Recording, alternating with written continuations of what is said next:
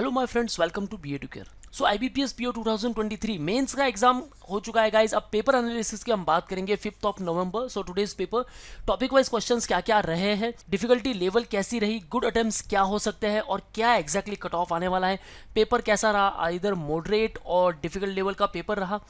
सो अगर ओवरऑल मैं सेक्शन की बात करूं then guys maths as compare to previous year 2022 में जहाँ काफ़ी टफ था, इस बार थोड़ा एक लेवल नीचे जरूर आया है। दैट मीन्स मैं उसे कंपेयर टू 2022 इजी कह रहा हूँ, लेकिन फिर भी वो टफ था। अगर मैं बात करूँ लॉजिकल रीजनिंग की, देन प्रीवियस ईयर के कंपेयर से ये इस बार काफ़ी टफ हुआ। सो गाइज इन डिटेल बात करने वाले कितने क्वेश्चंस आ गए पर्टिकुलर टॉपिक से, कैसे क्वेश्चंस फ्रेम किए गए थे।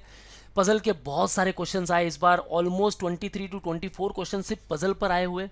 लॉजिकल रीजनिंग की बात करूँ देन मिसलेनियस का कहीं आता पता नहीं था, क्योंकि हर एक स्टूडेंट का कहीं ना कहीं एक स्ट्रॉन्ग जोन होता है कि भाई ये जो इजी लेवल के क्वेश्चंस है उसे मैं सबसे पहले अटेम्प्ट करूंगा, यानी उसको मैं बिल्कुल छोड़ूंगा नहीं, स्किप नहीं करूंगा, वो तो मुझे अटेम्प्ट करनी है। लेकिन ये मौका मिला नहीं इस बार IBPS PO में। देखो गाइज, ये क्लर्क का तो पेपर नहीं था कि भाई एकदम डुएबल हो जाएगा, एकदम आराम से कर लेंगे। हाँ, थोड़ा डिफिकल्टी लेवल बढ़ेगा जरूर, ऑल्दो आप PO बनने जा रहे हो। देखो गाइज, थोड़ा तो टफ होगा ही, लेकिन टफ जरूर रहा है। और काफी सारे स्टूडेंट्स का ये भी कहना है कि पेपर काफी इजी भी गया है। देखो गाइज, नंबर ऑफ अटेम्प्ट्स क्या होने वाले हैं उसके बारे में बात करेंगे, एंड ओवरऑल कट ऑफ क्या हो सकता है, आइदर इट विल इंक्रीज और either it will decrease. Okay, so very first one, mains paper analysis 5 of November. Difficulty level की अगर बात करूँ, इंग्लिश लैंग्वेज आपके नंबर ऑफ क्वेश्चन है 35, मैक्सिमम मार्क्स है 40, टाइम ड्यूरेशन मिल रहा है 40, ये है लेंदी। यहाँ जो RC आए थे गाइस, एक RC आया था आपके 6 मार्क का, एक RC आया था आपका 5 मार्क्स का। यहाँ कुछ ब्रीच के ऊपर था। इसकी जो डिफिकल्टी लेवल थी ये मॉडरेट, ठीक है, इजी टू मॉडरेट मैं इसे कहूंगा। जैसे मुझे स्टूडेंट के रिस्पांस मिले हैं उस बेस पे मैं कहता हूँ कि भाई ये इजी टू मॉडरेट रहा। Data analysis and interpretation 35, 60 marks, 45 minute आपको मिल रहा है, लेकिन हाँ मॉडरेट टू डिफिकल्ट लेवल का जरूर रहा। General economy and banking awareness, अगर आपने गवर्नमेंट स्कीम्स बैंकिंग अवेयरनेस में काफ़ी अच्छा ध्यान दिया होगा देन गाइज ये इजी टू मॉडरेट लेवल का हो सकता है। ओवरऑल अगर मैं इसे कहूँ तो ये मॉडरेट लेवल का पेपर है, डिफिकल्ट नहीं हो सकता। Reasoning and computer aptitude 45 questions, marks है 60 मिनट का टाइम ड्यूरेशन, काफ़ी इनफ टाइम था आपके पास, डुएबल ज़रूर है। लेकिन हाँ, जो हम चाहते थे कि भाई मिसलेनियस के क्वेश्चंस अच्छे खासे आ जाए लॉजिकल रीजनिंग सेक्शन से, तो मैं फोड़ के रख दूंगा, लेकिन वो बात हुई नहीं। ये भी मॉडरेट टू डिफिकल्ट रहा। ओवरऑल आपका पेपर जो था ये मॉडरेट टू डिफिकल्ट लेवल का पेपर था। अब गुड अटेम्प्ट की अगर बात करूँ देन इंग्लिश लैंग्वेज में 20 to 22 ये गुड अटेम्प्ट रहने वाला है। डेटा एनालिसिस एंड इंटरप्रिटेशन 12 से 14 बहुत हो गए भाई। देखो गाइस, लास्ट ईयर की कट ऑफ की बात करूँ देन बहुत ही कम गया था, क्योंकि काफ़ी टफ था पेपर, ठीक है।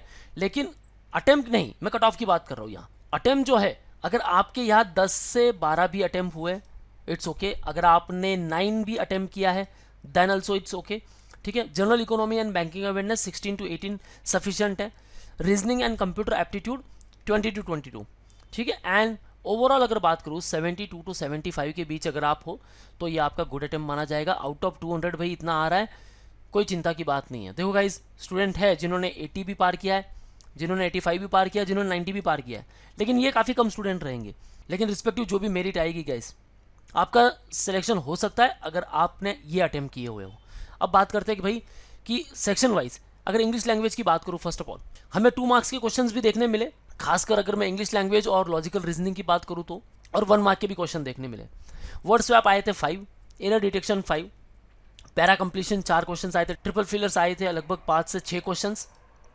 रीडिंग कॉम्प्रिहेंशन 1 6 मार्क का था, सेकंड वन था 5 मार्क्स का जो काफ़ी लेंदी भी था लेकिन डुएबल था, and miscellaneous overall 5। So overall ये 35 क्वेश्चंस थे, और मैंने कहा गाइज आपका अगर 20 to 22 तक पहुंच जाते हो तो ये आपका काफ़ी गुड अटेम्प्ट रहेगा।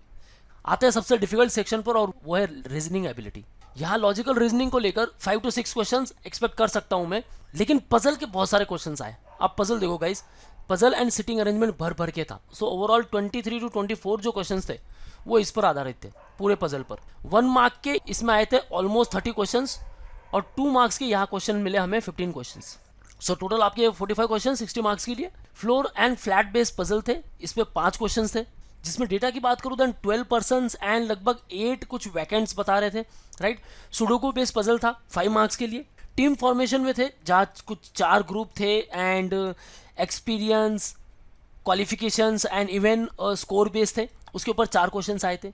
Square based 4 questions, stack based 2 questions. Input output की बात करूँ देन 4 तो नंबर्स एंड 4 वर्ड्स थे जिस पर आपके आए थे 4 क्वेश्चंस। ओवरऑल ये 30 क्वेश्चंस आए थे।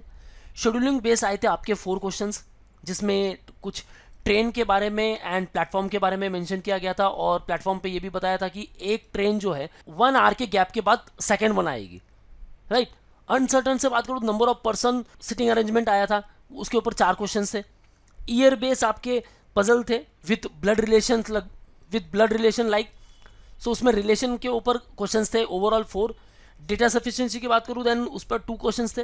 एंड सर्कुलर सिटिंग अरेंजमेंट जिसमें 5 पर्सन फेसिंग इनसाइड थे and around 3 person facing outside थे, राइट। उसके ऊपर 1 क्वेश्चन।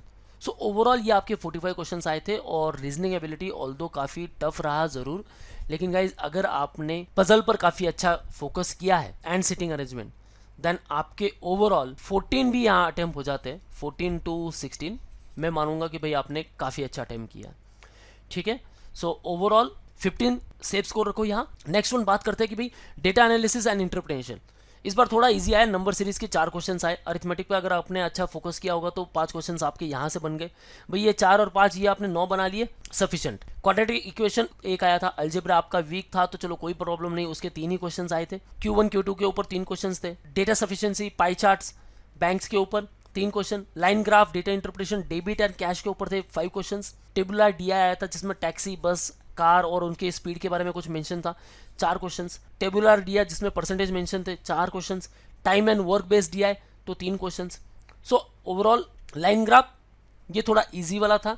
अगर आप ये एक अटेम्प्ट कर देते हो 5 मार्क्स का, एक अरिथमेटिक पे फोकस करते हो 5 और ये 4, तो यहाँ से 14 मार्क्स तो आपके कहीं नहीं गए। सो ओवरऑल अगर मैं बात करूँ गाइज, टफ जरूर रहा, लेकिन as compare to previous year थोड़ा इजी लेवल का जरूर आया था।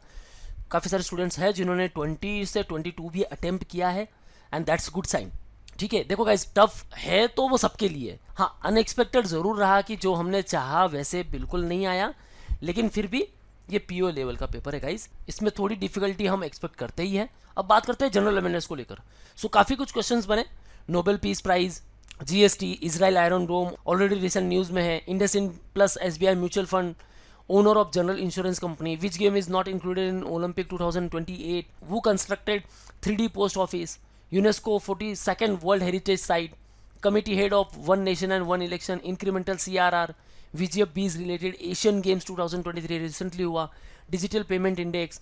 सो गाइज ओवरऑल देखो आपकी अवेयरनेस कितनी है उस बेस पे अगर आपने 20 भी यहाँ अटेम्प्ट किया ना, दैट्स इनफ। अब बात करते हैं कि भाई ऐसे को लेकर। सो ऐसे और लेटर राइटिंग में डिजिटल बैंक, जिसमें आप काफ़ी कुछ मेंशन कर सकते हो कि डिजिटलाइजेशन कैसे होना चाहिए, और जैसे अब तक होता आया है आपने अगर वो भी देखा होगा कि भाई अलग अलग डिजिटल प्लेटफॉर्म के लिए काफ़ी सारी योजनाएं चलाई जा रही है, प्रधानमंत्री जनधन योजना। सो उनके थ्रू कैसे इस पर्टिकुलर सेक्टर को बढ़ाया जाए, ये आपके पॉइंट्स है गाइस। आप जितना इसके ऊपर सोचोगे बस आपको लिखना है। एक था माल फंक्शनिंग ऑफ एटीएम, सो उसके ऊपर भी आप अपने सुझाव दे सकते हो।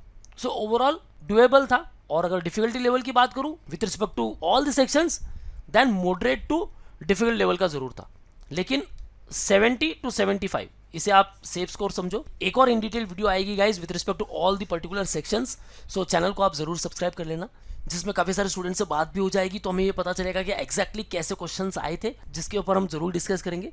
ओके सो आज की वीडियो में इतना ही। पेपर एनालिसिस आपका हो चुका है guys 70 to 75, it's good enough.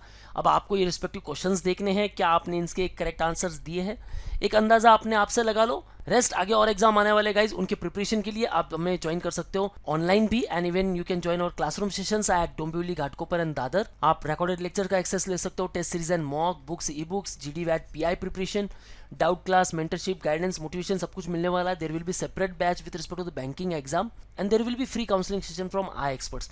सो जो भी आपके डाउट्स है, ask me on all these number, or even you can ask me in the below comment section.